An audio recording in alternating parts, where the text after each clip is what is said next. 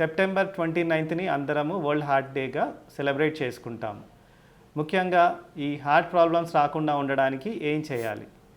ప్రతి ఒక్కరు కూడా ఈ హార్ట్ని ప్రొటెక్ట్ చేయడానికి యుక్త వయసు నుండే కొన్ని జాగ్రత్తలు తీసుకోవాలి. షుగర్ బీపీ ఉన్న వాళ్ళే కాకుండా ఒబేసిటీ అంటామండి, స్థూలకాయం, వాళ్ళు కూడా వెయిట్ అనేది లాస్ కావాలి.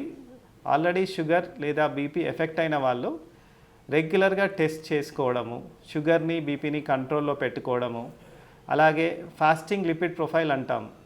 దాంట్లో గుడ్ కొలెస్ట్రాల్, బ్యాడ్ కొలెస్ట్రాల్ అని ఉంటాయి. ఈ బ్యాడ్ కొలెస్ట్రాల్ లెవెల్స్ అనేవి నార్మల్ రేంజ్లో పెట్టుకోవడము, రెగ్యులర్గా ఫిజికల్ యాక్టివిటీ చేయడం.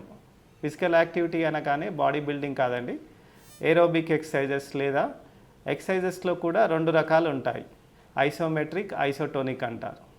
ఈ ఏరోబిక్ ఎక్సర్సైజెస్, కార్డియో ఎక్సర్సైజెస్ అని మీరు వినుంటారు కదా, ట్రెడ్మిల్, సైక్లింగ్ అట్లాంటివి చేయడం ద్వారా బాడీలోని క్యాలరీస్ బర్న్ అయ్యి అది కూడా మనకు హెల్ప్ చేస్తుంది.